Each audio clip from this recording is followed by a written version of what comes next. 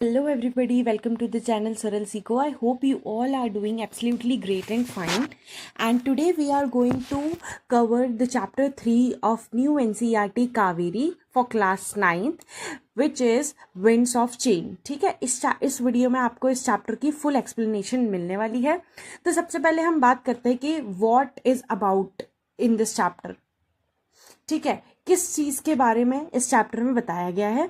तो इस चैप्टर में स्पेसिफिकली ये जो आपको फ्रंट पेज से ही पता चल रहा होगा कि ये जो फैंस हैं इनकी बात करी गई है, जितने भी, और स्पेसिफिकली हैंड फैंस जितने भी हैं इनकी बात करी गई है. अलग अलग स्टेट्स में, अलग अलग कल्चर में, पूरे ऑल ओवर इंडिया में किस टाइप के ये हैंड फैंस यूज़ होते हैं, इनकी हिस्ट्री क्या रही है, प्रेजेंट टाइम में इनकी क्या कंडीशंस हैं, इस पूरी चीज़ में हम चैप्टर को कवर करने वाले हैं. सेकेंडली, ये जो चैप्टर है थोड़ा फैक्चुअल चैप्टर है, थोड़ा हिस्टोरिकल साइड पे भी आ जाता है ये चैप्टर. तो ये आपको बहुत ज़्यादा इंटरेस्ट आएगा इसको पढ़ने में, स्पेशली जिनको हिस्ट्री वगैरह थोड़ी सी पसंद है, जिनको फैक्चुअल चीज़ें बहुत ज़्यादा पसंद हैं, क्या कैसे हुआ सब कुछ, ये सारी चीज़ें हमें पढ़नी है इस चैप्टर में. तो जैसे कि हम चैप्टर पढ़ते हैं तो हमारे पास कुछ क्वेश्चंस होते हैं स्टार्टिंग में ही आपकी बुक में, ताकि हम थोड़ा सा क्यूरियस हो जाए चैप्टर को पढ़ने के लिए. तो वैसे ही सबसे पहला क्वेश्चन ये है कि study the picture given below carefully and complete the information, discuss your answer. Okay, तो बेसिकली इसके आंसर्स हमने यहाँ लिख दिए हैं. तो हम बात कर लेते हैं कि ये हमें कुछ फैंस दिए गए हैं, फैन नंबर 1, 2 एंड 3. ठीक है, इसमें हमें गिवन है the state it is originated, मतलब ये कौन से स्टेट से आता है, ये कहाँ का है स्पेसिफिकली. तो वो ये जो फैन है ये कहाँ का है, असम का. Then this is from Kerala and this is from Uttar Pradesh. अच्छा, इसकी अगर हम शेप की बात करें तो ये हमें ब्लैंक में वैसे तो आपको भरना था, तो अगर आप खुद से पहले ट्राई कीजिएगा. तो ये पूरा पूरा राउंड है तो हमने इसलिए यहाँ राउंड लिखा है. ये हाफ राउंड है इसलिए हमने यहाँ सेमी सर्कल या फोल्डेड सर्कल भी लिख सकते हैं आप. फिर ये सेकंड जो थर्ड है वो स्क्वायर शेप का है तो हमने यहाँ स्क्वायर लिखा है. ओके, ये किस किस से बने होते हैं, तो ये जो ये वाला जो फैन है फर्स्ट वाला ये बैम्बू से बना है, सेकंड वाला पाम लीफ से बना है, थर्ड वाला मूंज ग्रास से बना है. मूंज grass is a type of grass जिससे ज्यादातर फैंस बनाए जाते हैं फ्रॉम इन उत्तर प्रदेश. ठीक है, ये फर्स्ट क्वेश्चन था हमारा. अब सेकंड क्वेश्चन देख लेते हैं कि हमें ये करना है कि इस पूरी चीज को पढ़ना है. ये जो पैराग्राफ दिया गया है हमें, इसमें जितनी भी अंडरलाइन चीजें हैं, अंडरलाइन वर्ड्स हैं, इनके जो वर्ड्स हैं, इनके जो मीनिंग्स हैं वो हमें यहाँ पे मैच करना है. तो पहले एक बार हम पूरा पैराग्राफ पढ़ लेते हैं. कभी कभी क्या होता है ना कि हमें वर्ड्स के मीनिंग नहीं पता होते हैं, पर वो जिस सेंटेंस में यूज होते हैं उसका रेफरेंस हम लेके उन वर्ड्स का मीनिंग समझ जाते हैं. ठीक है, तो आपको वैसे ही ट्राई करना है. और ये वोकेबलरी आपको अपने, मतलब ये जो वर्ड्स हैं या तो आप कहीं नोट कर लें. नोट करने से ही नहीं होगा, हमने आपको ये बहुत बार पहले भी बता दिया है कि बच्चे नोट करने से वर्ड्स का कुछ नहीं होगा जब तक आप उन्हें यूज नहीं करेंगे. ठीक है, तो फटाफट से स्टार्ट करते हैं. I visited the craft fair yesterday, it was wonderful experience. Each indigenous artifact was an innovative creation of industrious craft persons with its intricate design. अभी तो 4 वर्ड्स आ गए एक सेंटेंस में. It invoked a sense of respect for the initiatives taken by the government to showcase them. तो ये जितने भी underline words हैं इनका हमें मतलब बताना रहता है. ठीक है, इनका हमें मतलब बताना है कि क्या कैसे हैं ये. तो सबसे फर्स्ट वर्ड है इंडिजिनस. तो इंडिजिनस का मतलब होता है इंडिजिनस का मतलब है कि कोई चीज पर्टिकुलरली किसी एक जगह से ओरिजिनेट हुई हो. ठीक है, naturally in a particular place. ठीक है, it refers to a thing which is originate from a specific region और अ स्पेसिफिक कल्चर. तो इंडिजिनस का अब यहाँ पे से मतलब देखते हैं हम. हार्ड वर्किंग नहीं होगा, action to improve a situation नहीं, brought to local from where it originated. ठीक है, तो यही इसका होगा कि बिल्कुल लोकल जो जगह होती है जहां से ये ओरिजिनेट हुई हो, जहां से इसका जन्म हुआ, उसे हम बोलते हैं इंडिजिनस. समझ आ गया. नेक्स्ट है इनोवेटिव. इनोवेटिव का मतलब हार्ड वर्किंग. आप बताइए इनमें से hard working, actions to improve a situation, brought to new and original approach, elaborate. तो इनोवेटिव का मतलब है new and original in approach. ठीक है, इनोवेटिव का मतलब होता है कि कोई भी बहुत नई चीज हमने ओरिजिनेट करी या बहुत ज्यादा मतलब इंट्रोड्यूस करा कोई नया आइडिया या फिर ओरिजिनल आइडिया में ही कोई क्रिएटिविटी दिखा दी, उसे हम बोलते हैं इनोवेशन, या इनोवेटिव तरीके से वो करी गई है चीज। अच्छा, इंडस्ट्रियस का मतलब बहुत लोगों को नहीं पता होगा, बहुत लोग इसे इंडस्ट्री से रिलेट करते हैं, पर इंडस्ट्रियस का मतलब होता है हार्ड वर्किंग, कोई भी इंसान जो बहुत ज्यादा मेहनत करता हो, ठीक है, बहुत ज्यादा डिलीजेंट हो, कंसिस्टेंटली बिजी रहता हो, उसे हम बोलते हैं इंडस्ट्रियस। ओके, इंट्रिकेट का मतलब क्या होता है? इंट्रिकेट का मतलब होता है बहुत ज्यादा कॉम्प्लिकेटेड, ठीक है, मतलब बहुत ज्यादा कॉम्प्लिकेट किसी चीज को कर देना। तो इस अब तीन हमारे, तो इसका क्या होगा? इसका होगा डिटेल, बहुत ज्यादा डिटेल में किसी चीज की घुस गए तो कॉम्प्लिकेटेड हो जाता है ना, तो वही होगा इसका। अच्छा, आप इन्वोक्ड का देखते हैं, आपने कभी कभी सुना होगा कि इन्वोक हो रहा है कोई, मतलब ऐसे किसी को जगाना बेसिकली, किसी किसी को, तो ब्रॉट आउट इसका वो हो जाएगा मीनिंग। तो फिफ्थ का हो जाएगा ब्रॉट आउट, इन्वोक्ड का। Okay, last initiatives. इनिशिएटिव आपने सुना होगा कि गवर्नमेंट बहुत सारी इनिशिएटिव लेती है, तो इसका मतलब है action to improve a situation, कोई भी एक ऐसा एक्शन, कोई भी एक ऐसा स्कीम या प्रोग्राम जिसको चलाने से कोई एक पर्टिकुलर सिचुएशन सुधर जाएगी, उसे हम बोलते हैं उसे हम बोलते हैं इनिशिएटिव्स। ठीक है, चलो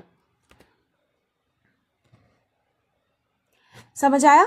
ठीक है, तो अब देखते हैं हम आगे से चैप्टर। ये जो हमारे क्वेश्चंस थे वो हमने कंप्लीट कर लिया, अब हम फटाफट से आगे चैप्टर पढ़ते हैं। तो है is our chapter number 3, winds of change. ठीक है, तो हवा में, मतलब हवाओं का जो चेंज होता है ना, बेसिकली उससे कंपेयर करा है इस चैप्टर को, क्योंकि ऑब्वियसली बात है fan is all about air और विंड्स। ठीक है, तो हमने ये क्वेश्चंस जो भी हैं कर लिए हैं, अब हम फटाफट से अपना टेक्स्ट पढ़ते हैं। चलो, द वर्ड पंखा और पंखा ओरिजिनेट्स फ्रॉम द वर्ड पंख which means feather of a bird. ठीक है, तो जो वर्ड पंखा है, अब इसकी स्पेल देख लो आप, PUNKHA भी होता है या PANKHA भी होता है। ये कहाँ से ओरिजिनेट हुआ है? ये लिया गया है एक वर्ड पंख से, जिसका मतलब होता है feather of birds. Feather of birds यानी पक्षी के जो पंख होते हैं, वहां से वर्ड बना है पंखा। Pankha is used to refer to all fans, whereas word pankhi denotes a small plumed fan used in ancient India. जो पंखा वर्ड है उससे तो हम यूज करते हैं सारे फैंस के लिए, पर स्पेसिफिकली अगर हम पंखी की बात करें तो उसे जो छोटे फैंस होते हैं उनके लिए यूज करा जाता है, पुराने टाइम में यूज करा जाता था। Evidence of the existence and use of pankhi in India can be found in Buddhist wall paintings at Ajanta. ठीक है, जो एविडेंस है, यानी कि एविडेंस का मतलब होता है सबूत या प्रूफ, तो ये बहुत जो बुद्धिस्ट पेंटिंग्स हमें मिली हैं, कहाँ पे? अजंता में बुद्धिस्ट पेंटिंग्स, वॉल पेंटिंग्स मिली है अजंता में। उससे हमें पता चलता है कि जो पंखी है वो एंशिएंट इंडिया में यूज हो चुका है, क्योंकि वॉल पेंटिंग्स में वही चीजें बनाई जाती हैं जो हमें ऑब्वियसली बात है जो सराउंडिंग में देखी जाएंगी। ठीक है, तो जो सराउंडिंग में दिखेंगी उस वही वॉल पेंटिंग पे बनाया जाता है, और अगर वहां पे हमें वॉल पेंटिंग में वो पंख, जो छोटे पंखे होते हैं पंखी, वो दिख रहे हैं, इसका मतलब है कि वो एग्जिस्ट पहले से ही कर रहे हैं। These wall paintings date back to the 2nd century, ये बहुत ज्यादा पुरानी वॉल पेंटिंग्स हुआ करती हैं। Other representation of पंखा can be found in embroidery work, sculptures and carvings। ठीक है, और भी representation यानी कि और भी तरीके हैं जिससे हमें पता चलता है कि पंखा जो है वो पहले के वो एंशिएंट इंडिया में यूज हुआ करता था। तो वो कैसे पता चलता है? एम्ब्रॉयडरी वर्क से, जितना भी काम, कपड़े, कर्टन, साड़ी वगैरह जितने भी चीजें होती हैं इन पे होता है एम्ब्रॉयडरी, उससे पता चलता है कि वहां पे भी हम पंखा कभी कभी ड्रॉ करते हैं। स्कल्पचर जो होते हैं, स्कल्पचर्स यानी दीवारों पे या पिलर्स पे जो पत्थरों से डिजाइन्स बनाई जाती हैं, उसे हम स्कल्पचर बोलते हैं। और कार्विंग्स, ठीक है, इन सब से पता चलता है कि मतलब इन सब से क्या पता चल रहा है कि ये जो स्कल्पचर्स हैं इन सब में एम्ब्रॉयडरी वर्क है, जो वॉल पेंटिंग्स है इनमें हमें पंखा दिखा है। इससे हमें पता चलता है कि पंखा एंशिएंट इंडिया में यूज हुआ करता था। इन ancient time pankha were used in temples to fan deities. अब देखो पहले के जमाने में कैसे यूज होता था, कहाँ कहाँ यूज होता था, वो देखते हैं। कि पहला तो कि जो डीटीज यानी कि जो देवता भगवान जो होते हैं उनको पंखा करने के लिए टेम्पल्स में यूज होते थे। सेकेंडली, जो रॉयल कोर्ट होता था तो वहां पे किंग को पंखा करने के लिए फैन यूज होते थे। तो ये कुछ तरीके हैं जहां पे फैन यूज करे जाते थे पुराने टाइम में। अच्छा यहाँ पे लिखा है pankhas varied in size from a tiny 2 inch one to large ones requiring a person's full arm strength to move them. ठीक है, पंखा क्या बोल रहे हैं यहाँ पे कि पंखा इतने वैरायटी में आता है कि 2-2 इंच के पंखे से लेकर इतने बड़े बड़े पंखे तक मिलते हैं जो एक इंसान के लिए पूरी स्ट्रेंथ से उठाना भी मुश्किल होता है। तो छोटे से लेके बड़ा पंखा हमें सारे तरीके के वैरायटी ऑफ पंखे हमें मिलते हैं। Over time pankhas became significant cultural goods distributed through trade routes. अच्छा, थर्ड कहाँ पे यूज होने लगा फिर वो जैसे ट्रेड रूट्स होते थे उस टाइम पे लोग ट्रेडिंग करते थे तो इधर से उधर शिप के थ्रू पैदल हाथी घोड़े से जा रहे थे, तब वो पंखा जो है वहां पे एक्सचेंज होने लगा, मतलब एक दूसरे को एज अ गुड्स मतलब डिस्ट्रीब्यूट करने लगे, कल्चरल गुड्स की तरह उसका सिग्निफिकेंस बढ़ गया। और दे वर कंसीडर्ड एग्जॉटिक एंड स्टाइलिश, उन्हें एग्जॉटिक और स्टाइलिश कंसीडर करा जाने लगा। मतलब स्टाइलिश नहीं होता कि अगर हम कोई किसी को पंखा दे रहे हैं तो वो एग्जॉटिक गिफ्ट माना जाता था, ये एग्जॉटिक यूज होता था उसका। ठीक है, थोड़ा एक्साइटिंग और अनयूजुअल थोड़ा हो गया। Okay, although there are substantial commonality in their use across India, different villages and towns developed their own varieties of traditional पंखास। क्या हुआ कि although पंखे का यूज तो यही था कि सबको हवा चाहिए थी, पर अलग अलग विलेजेस और टाउन्स में इंडिया के पंखे की इतनी वैरायटी ओरिजिनेट होने लगी, डेवलप होने लगी कि फिर पंखे को बनाने की जो तरीके हैं या उसमें जो चीजें यूज करने के तरीके वो इतने डिफरेंट होने लगे कि पंखों में बहुत ज्यादा वैरायटी आ गई। तो इस लाइन का मतलब है कि काम तो पंखे का सबको पता है कि हवा देना, पर उसमें भी बहुत ज्यादा वैरायटी आ गई। Each place developed पंखास with distinct material और a variety of intricate designs। देखो intricate वर्ड यहाँ पे आया, हमने पढ़ा हुआ था intricate यानी कि complicated होता है। तो यहाँ पे क्या बोल रहे हैं कि हर एक वर्ड जो हर एक प्लेस जो है, ईच प्लेस डेवलप पंखा। अच्छा हाँ, यहाँ पे बोल रहे हैं कि हर एक जगह पे अलग अलग डिफरेंट मटेरियल्स को यूज करके और कॉम्प्लेक्स से कॉम्प्लेक्स डिजाइन बना के पंखे की डिफरेंट डिफरेंट वैरायटीज बनाई गई, that set them apart from one another. और यही डिजाइन्स, यही मटेरियल यूज करने से हर एक जगह जगह का पंखा एक दूसरे से अलग कह जाने लगा। और वो कौन कौन से, अच्छा पंखा बन किस किस से रहा था, तो बैम्बू से, केन से, पाम लीफ से और सिल्क से, इन सबसे पंख, ब्रास से, लेदर से और सिल्वर पंखास भी बनते थे।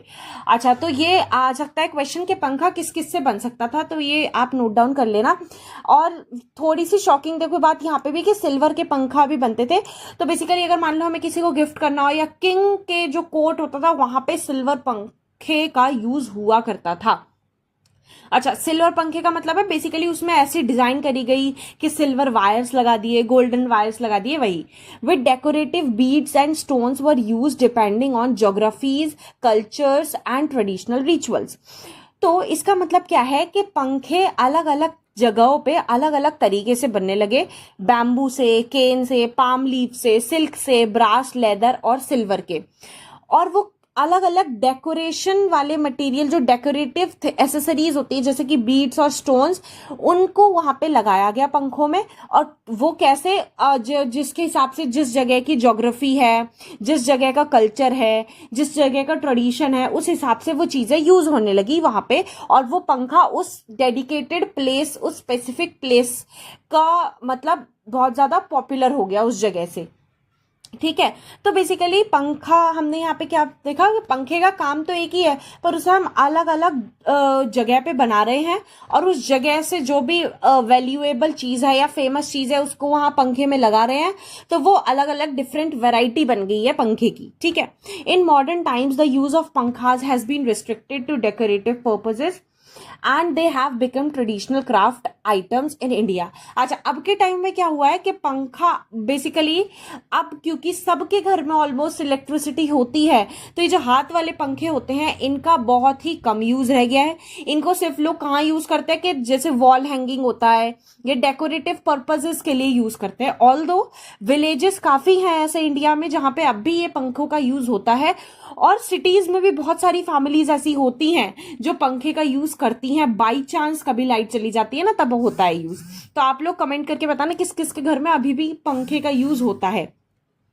तो वैसे वैसे तो मॉडर्न टाइम्स में ज्यादातर देखा जा रहा है कि डेकोरेटिव पर्पसेस के लिए इन पंखों का यूज होता है या फिर ट्रेडिशनल क्राफ्ट आइटम्स के नाम पे इनका यूज होता है। The structure of each fan reflects the cultural core of the region that crafts it. ठीक है, हर पंखे का स्ट्रक्चर ये दिखाता है कि वो अपने कल्चर से ओरिजिनेट किया गया है, उस रीजन से ओरिजिनेट करा गया है, मतलब वहां की क्राफ्टमैनशिप, जो क्राफ्ट पर्सन होते हैं उन्होंने बनाया है, उनका जो हार्डवर्क लगता है, वो डिजाइन दिखाती है पंखे की कि ये इस रीजन से आया, ये इस रीजन से आया, ऐसा। For instance the applique, for example, अब हम एक एग्जाम्पल की बात करते हैं। Applique hand fan of Rajasthan, एक राजस्थान का एप्लीक हैंड फैन करके है, is an antique pankha made of pieces of fabric in different shapes and patterns sewn on to another cloth with the use of ornamental needle work.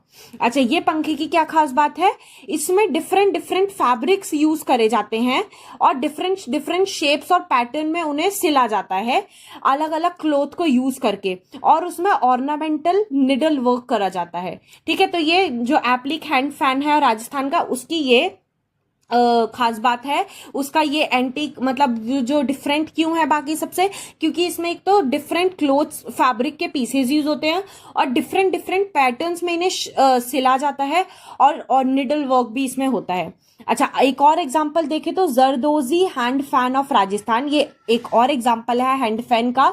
Zardozi hand fan of Rajasthan differs in its use of glittering ornate, glittering, इसमें glittering ornate लगाया जाता है and encrusted gold thread work, और इसमें इंक्रस्टेड यानी कि cover कर दिया। पहले तो इसमें चमकीला चमकीला, ऑर्नेट यानी कि ऑर्नामेंट कुछ लगाया जाता है, ग्लिटरिंग जो शाइन करे, और सेकेंडली ग्लिटर वाला, और सेकेंडली इसमें इंक्रस्टेड गोल्ड थ्रेड वर्क होता है, यानी कि इंक्रस्टेड यानी कि पूरा कवर होता है किससे, गोल्ड का जो थ्रेड वर्क होता है उससे।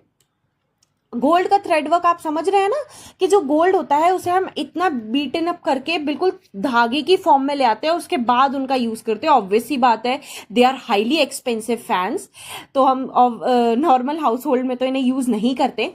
इन राजस्थान, अब देखो और देखते हैं। अच्छा, ये पिक्चर्स हैं, देखो अभी पढ़ेंगे इनके बारे में। In Rajasthan temple hand fans are popular too, temple में जो हैंड फैंस होते थे वो भी बहुत ज्यादा पॉपुलर है राजस्थान में। They are made by engraving brass, ये कैसे यूज होते थे, ब्रास की हेल्प से इन्हें बनाया जाता था, ब्रास की वहां पे जो डिजाइन है वो देखी गई थी। हैव अ लॉन्ग हैंडल, और इनका हैंडल होता था वो बहुत ज्यादा लंबा होता था। The painted hand fan a cardboard pankha featuring various images usually offered to gods. ठीक है, और जितने भी पेंटेड हैंड फैंस होते थे, cardboard pankha featuring image, okay, तो ये सारे फैंस जो हैं वो हम किसको ऑफर कर देते थे, गॉड्स को ऑफर कर देते थे। तो यहाँ पे देखो हमारे पास कुछ इमेजेस है, जैसे कि ये एप्लिक हैंड फैन है, ये जरदोजी है, देखो इसमें गोल्डन है थ्रेड वर्क भी हुआ है, और ये पेंटेड हैंड फैन है। इसमें हम क्या करते थे, इसमें हम ऐसी इमेजेस बनाते थे, गॉड की इमेजेस बनाते थे, is usually offered to gods. ठीक है, फीचरिंग हम किस, मतलब बेसिकली इस लाइन का मतलब है हम उन फैन में फीचर करवाते थे, यानी कि गॉड्स की इमेजेस बनाते थे। आगे बात समझ में। अच्छा, आगे बढ़ते हैं। Adjoining state of Gujarat has its own indigenous take on pankhas, अब राजस्थान के बराबर में ही नेक्स्ट स्टेट गुजरात, उसका भी मतलब वो भी बहुत ज्यादा अपने आप में सुपीरियर है पंखा बनाने में। These hand fans are elegant pure cotton based fans embellished with mirror work. ठीक हो, तो यहाँ पे क्या बोला है, जो गुजरात के फैंस होते थे वो बहुत ज्यादा एलिगेंट और प्योर कॉटन बेस्ड बनाए जाते थे, और उसमें हाईली कॉम्प्लेक्स मिरर वर्क करा जाता था। अच्छा देखो, अब आपको समझ में आ रहा होगा, अभी हमने राजस्थान का पढ़ा, अब हम गुजरात का पढ़ रहे हैं, तो आपको थोड़ा डिफरेंस पता चल रहा होगा कि वहां पे हम कितना थ्रेड वर्क, सिल्वर वर्क और ये सब करते थे, एम्ब्रॉयडरी वगैरह, और यहाँ पे हम देखो कॉटन बेस्ड फैंस बना रहे हैं। The beads hand fan is covered with colorful beads and has a silver handle. अच्छा, इसका हैंडल कैसा होता था, सिल्वर होता था और इसमें कलरफुल बीड्स लगे होते थे। Gujarat is the centre of Beed craft, ये आप सबको पता होना चाहिए कि जो Gujarat is one of the state जो कि बीड क्राफ्ट का सेंटर है इंडिया में। बीड क्राफ्ट बेसिकली बीड्स जो होती है ना, जो is one of decorative item. ठीक है, bead is known as a decorative item जो हम यूज करते हैं। And these dainty pankhas are commonly used as well as wall decoration. Dainty यानी कि बहुत ज्यादा स्टेटमेंट जो पंखे होते हैं, ये जो बहुत ज्यादा एलिगेंट पंखे होते हैं, इन्हें हम क्या कैसे भी यूज करते हैं, वॉल डेकोरेशन की तरह भी यूज करते हैं हम इसे, बहुत ही फाइन और फ्रेजाइल जो होते हैं, ठीक है, वॉल डेकोरेशन की तरह यूज करते हैं। अच्छा आगे देखते हैं। अब गुजरात में ही आप सब जानते हैं कच्छ है। Kutch is recognised for its hand stitched leather hand fans decorated with thread and wool at its seams, ठीक है। देखो क्या है, कच्छ को किस लिए जाना जाता है, कच्छ इसलिए और फेमस है कि यहाँ पे हैंड स्टिच लेदर के पंखे बनाए जाते हैं जिसको डेकोरेट करा जाता है थ्रेड और वूल से। तो देखो हमने देखो गुजरात के अंदर भी कच्छ जो है वो कितना डिफरेंट है, राजस्थान भी पढ़ा, गुजरात भी पढ़ा, तो हमने पहले जो बात पढ़ी थी कि पंखे का काम तो एक ही, पर इनको बनाने के तरीके से ये बहुत ज्यादा डिफरेंशिएट हो गए हैं। तो देखा आपने कि राजस्थान में कैसे पंखे बनते थे, फिर गुजरात में, और अब कच्छ में, गुजरात में भी कच्छ में लेदर के पंखे बनाए जाते हैं, लेदर को हैंड स्टिच करा जाता है और ये बहुत फेमस है। Gujarat industrious home-based women workers have worked tirelessly in the handicraft of pankha making to produce embroidered hand fans, ठीक है। तो गुजरात की जो होम बेस्ड वुमेन है, इंडस्ट्रियस यहाँ पे वर्ड आया है, इंडस्ट्रियस हमने पढ़ा था, इंडस्ट्रियस यानी कि हार्ड वर्किंग, जो होम बेस्ड वुमेन्स होती हैं वो टायरलेसली यानी कि बिना थके सारा हैंडीक्राफ्ट का पंखा मेकिंग का जो काम है वो करती हैं, और क्या प्रोड्यूस करती है, एम्ब्रॉयडर्ड हैंड फैंस प्रोड्यूस करती हैं। This traditional mirror work and cross stitch embroidery in different shapes and size, ठीक है। और किसमें बहुत ज्यादा मिरर वर्क होता है, इसमें एम्ब्रॉयडरी होती है और डिफरेंट डिफरेंट शेप्स और डिफरेंट डिफरेंट साइजेस के होते हैं। देखो आपने देखा ये एम्ब्रॉयडरी हैंड फैन है गुजरात का, उसके बाद ये बीड्स वाला है, एंड देन ये मिरर वर्क हो रखा है, इसमें कितने सुंदर लग रहे हैं ना ये।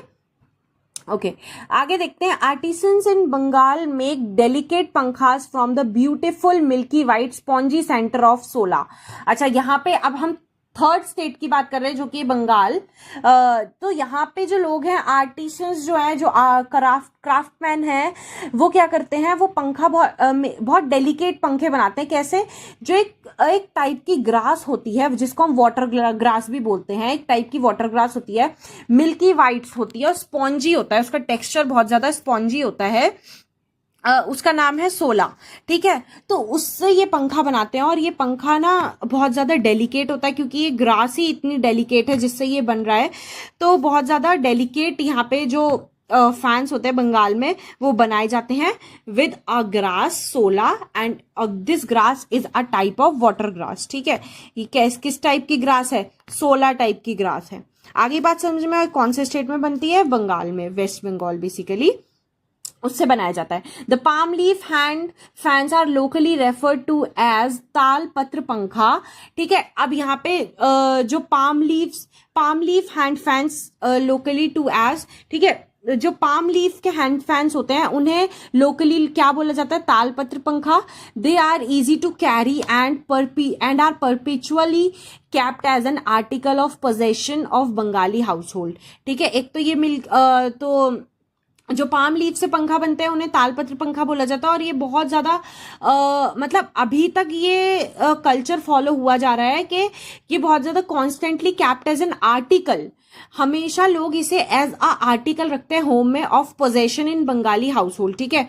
आर्टिकल ऑफ पोजेशन मतलब जैसे आर्टिकल ऑफ पोजेशन का मतलब यहाँ पे क्या है कि लोग अपने कुछ जैसे ओन कर रहे हैं वो चीज, वो अपने उस पंखे को एज अ पोजेशन रखते हैं अपने घर में, बंगाली हाउस होल्ड में। ये अब भी कॉन्स्टेंटली यानी कि अब भी चला आ रहा है ये culture.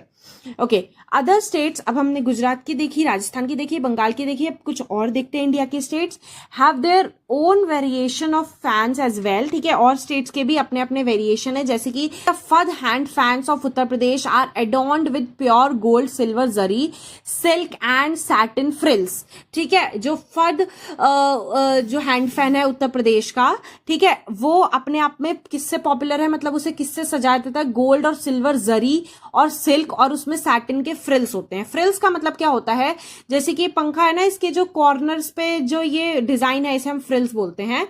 The large palm leaf fans of Odisha as well as Bihar's colorful and sturdy bamboo hand fans are all recognized across India. ठीक है, बिहार और उड़ीसा के भी जो palm leaf fans होते हैं उन्हें भी बहुत ज़्यादा वो भी बहुत ज़्यादा पॉपुलर हैं due to their antiquity and rarity, क्योंकि वो बहुत ज़्यादा रेयर हैं और बहुत ज़्यादा डिस्टेंट पास्ट हैं, बहुत ज्यादा एंटीक जो चीजें होती है ना. Many tribes in India have adopted this handicraft to make their own versions of the hand held fans. ठीक है, बहुत सारे ट्राइब्स ने भी इस चीज को, इस हैंडीक्राफ्ट को अडॉप्ट करा है और वो अपने नए वर्जन्स लाए हैं हैंड हेल्ड फैन के, यानी कि हाथ वाला पंखा. Material such as grass and metal are embedded into the fans using bamboo sticks and grass. ठीक है, इसमें कौन कौन से, जैसे बैम्बू स्टिक और ग्रास वगैरह यूज कर सकते हैं हम. Cane and palm leaves are used with silk and brass being reserved for antique pieces for these fans. ठीक है, केन और पाम लीव्स उसके साथ सिल्क और ब्रास का यूज जो है वो बहुत ज्यादा एंटीक बनाता है उन पंखों को. The use of geometrical patterns भी हम उस पर बनाते हैं, और white ink and red background combination, geometrical patterns, white ink and red background का combination help tribes to create multiple, और इसी तरीके से ट्राइब्स ने बहुत ज्यादा मल्टीपल डिजाइन पंखे बनाए हुए हैं. अच्छा, अब देखो आगे देखते हैं. With time and the advent of technology and innovative creation the beautiful culture of pankha runs the risky slowly losing its presence among Indians. देखो धीरे धीरे क्या हो रहा है ना, टाइम के साथ साथ एडवेंट ऑफ टेक्नोलॉजी, यानी कि जैसे टेक्नोलॉजी आई है हमारे यहाँ पे, धीरे धीरे जैसे कि हम टेक्नोलॉजी को इतना अडॉप्ट करने लगे हैं, तो ये जो पंखा, जो ब्यूटीफुल कल्चर है हमारा पंखा का, वो धीरे धीरे रिस्क पे आ रहा है, यानी कि उसकी जो मतलब जो उसकी जो प्रेजेंस है इंडिया में वो कम होती जा रही है. Once made for personal use over time this handicraft has transformed into a commercial business and now provide some form of livelihood to India's artisans. ठीक है, तो ये जो पंखा है पहले एक पर्सनल यूज के लिए यूज होता था, और अब लोग इसका बिजनेस करने लगे हैं, और इसका बिजनेस बहुत सारे लोगों को, बहुत सारे इंडिया के जो आर्टिसंस हैं उन्हें लाइवलीहुड, यानी कि उन्हें पैसे देता है, वो पैसे मतलब थोड़ा सा उनका जो काम है, जो रहन सहन है, उसमें थोड़ा सा हेल्प कर देता है. लाइवलीहुड यानी कि उसमें जो जीवन यापन करने का जो उनका तरीका है ना, उसमें हेल्प कर देता है, क्योंकि कमर्शियल बिजनेसेस चलते हैं किसके, जो हैंड हेल्ड फैन होते हैं. ठीक है, इसके थोड़ी मतलब इंडिया आर्टिसंस को थोड़ा बहुत सपोर्ट कर देता है economically. The slight increase in popularity and demand is significantly factored by different versions of the pankha being crafted. ठीक है, जो डिमांड होती है वो according to the different versions of pankha उसके अकॉर्डिंग होती है. ठीक है, one of the first step to preserve the essence of craft is by celebrating pankha. सबसे हमें कोई भी, अगर हमारी जो इंडिया की क्राफ्ट है उसे प्रिजर्व करके रखना है ना, तो उसको सेलिब्रेट करो आप. अगर आप उसे सेलिब्रेट करोगे ना, तो आपको याद रहेगा कि हाँ, this is also a part of our Indian culture, right. तो अगर हम कोई भी क्राफ्ट है उसको सेलिब्रेट करेंगे, उसको प्रॉपर रिस्पेक्ट देंगे, उस जो क्राफ्ट पर्सन है उस चीज को बनाने वाले, उन्हें डिग्निटी और रिस्पेक्ट प्रोवाइड करेंगे, तो वो क्राफ्ट अपने आप से ही धीरे धीरे ग्रो करेगी, right. And appreciating the culture, stories and artistry that this handicraft invokes. ठीक है, और कोई भी, जरूरी नहीं सिर्फ पंखा, कोई भी हैंडीक्राफ्ट की आप बात कर लो, अगर हम उसको रेस्पेक्ट करेंगे, उसकी कल्चर और स्टोरीज को अप्रिशिएट करेंगे, तभी वो हैंडीक्राफ्ट इन्वोक होगी. This allows contemporary pankha makers to demonstrate their craft and regain its popularity. अगर हम ऐसा करेंगे तभी जो क्राफ्ट पर्सन है, और जो भी क्राफ्ट है, जो पंखा बनाने की क्राफ्ट है, वो दोबारा से, तभी उसकी पॉपुलैरिटी दोबारा से आ पाएगी जब हम उनकी कल्चर, स्टोरीज को अप्रिशिएट करेंगी, हैंडीक्राफ्ट वर्क्स को रिस्पेक्ट देंगे और सेलिब्रेट करेंगे. It also helps provide them with commercial platform to create a sustainable livelihood. और ऑब्वियसली बात है, अगर हम ऐसे सब ये चीजें करेंगे तो डिमांड बढ़ेगी, तो जो हमारे इंडियन आर्टिसंस हैं, जो क्राफ्ट पर्सन है, उनका लाइवलीहुड थोड़ा बहुत चल पाएगा. ताकि वो कमर्शियली बिजनेस करके वो चीजें बेच सकें। इनिशिएटिव सच एज पंखा मेकिंग वर्कशॉप्स। अब हम क्या कर सकते हैं, हम कैसे इस क्राफ्ट को थोड़ा सा एनहेंस कर सकते हैं, आगे बढ़ा सकते हैं, कि हम पंखा मेकिंग वर्कशॉप्स रख सकते हैं। सिर्फ हैंडीक्राफ्ट एग्जीबिशन में नहीं, हम बाहर भी पंखा मेकिंग वर्कशॉप्स रख सकते हैं, ताकि लोग इंटरेस्टिंगली इसमें पार्टिसिपेट करें, फिर एक दूसरे से शेयर करें, ताकि लोगों में डिमांड बढ़े, थोड़ी सी अवेयरनेस बढ़े। सेकेंडली, हम अवेयरनेस स्प्रेड कर सकते हैं, उसकी हमें बताना चाहिए, क्योंकि एज एन इंडियन हम ही जानते हैं, हमसे ज्यादा कोई और नहीं जान सकता कि जो इंडिया का हैंडीक्राफ्ट है वो कितना एग्जॉटिक है, ठीक है, कितना ज्यादा अमेजिंग है। हमसे ज्यादा कोई उसकी वैल्यू और नहीं कर सकता, और अगर हम ही वैल्यू उसकी कम कर देंगे ना, तो फिर कोई भी उसे रिस्पेक्ट नहीं देगा। तो हमें हर हैंडीक्राफ्ट के लिए, चाहे वो पंखा मेकिंग हो या कुछ भी हो, हमें उसके लिए अवेयरनेस फैलानी चाहिए। हमें उसकी ब्यूटी जो है, जो उसमें मेहनत लगी है, जो उसमें हार्डवर्क लगा है, ठीक है, और जितने भी कॉम्प्लेक्सिटीज आई हैं उसे बनाने में, उसकी उन सबको अप्रिशिएट करना चाहिए। जो भी पर्सन है, क्राफ्ट पर्सन है, उन्हें सबको अप्रिशिएट करना चाहिए, तभी हम भी समझेंगे उसकी इंपॉर्टेंस, और जो लोग हैं वो भी समझेंगे importance of this craft in Indian culture, ठीक है। तो वो जो पंखा मेकिंग है, ये जो इसकी भी बहुत ज्यादा इंपॉर्टेंस है हमारे इंडियन कल्चर में, और ऐसी बहुत सारी और भी क्राफ्ट्स होती हैं जो धीरे धीरे कम होती जा रही हैं, जो बहुत ज्यादा रिस्क पे हैं, क्योंकि लोग उनमें इंटरेस्ट नहीं दिखाते हैं, because people are so use to with the technology. But we should understand that India's craft as an Indian, this is our responsibility to spread the awareness about India's craft and culture. Okay, so this is it. अभी तो देखो कितना अच्छा ending किया है, कि हमें थोड़ा सा हम कुछ मैसेज इस चैप्टर से लेके गए हैं। तो अभी ये जो थोड़े बहुत क्वेश्चंस है, अगर आप चाहेंगे तो हम जरूर से इन्हें पढ़ाएंगे आपको, ठीक है। अभी के लिए तो देखो यहाँ पे ये जो टेबल है कंप्लीट कर लेते। देखो एप्लिक हैंड फैन, उसके बाद हमने जरदोजी हैंड फैन के बारे में पढ़ा। ये वही चीजें हैं जो हमने उसमें चैप्टर में पढ़ी हैं, तो आप एक बार इसको ट्राई करना फिल करने का। अगर आपसे नहीं होता है तो हम श्योरली इस पे वीडियो बनाएंगे। अच्छा, ये जो चैप्टर था ये प्योरली पंखे की जो जर्नी रही है पहले से एंशियंट इंडिया से लेके और अब तक की, इस चैप्टर में हमें वो बताया गया है। और लास्ट में जब ये एंड हुआ है तो कंक्लूजन में क्या है कि हमें इस क्राफ्ट को थोड़ा सा आगे लेके जाना चाहिए और लोगों तक पहुंचाना चाहिए, जिनको नहीं पता है उनको भी। अच्छा, तो इसी के साथ we have come to the end of the video. I hope आपको ये चैप्टर समझ में आया होगा। इस वीडियो में हमने पूरा चैप्टर था उसको पूरे अच्छे से एक्सप्लेन कर दिया गया है। अगर आपको कोई भी डाउट है तो प्लीज आप है ना कमेंट्स में जरूर से पूछा कीजिए। अगर आपको कोई वर्ड भी नहीं समझ में आ रहा है ना, तब भी आप वो पूछ लीजिए, हम उसका भी रिप्लाई कर देंगे, बट आप अच्छे से समझिए।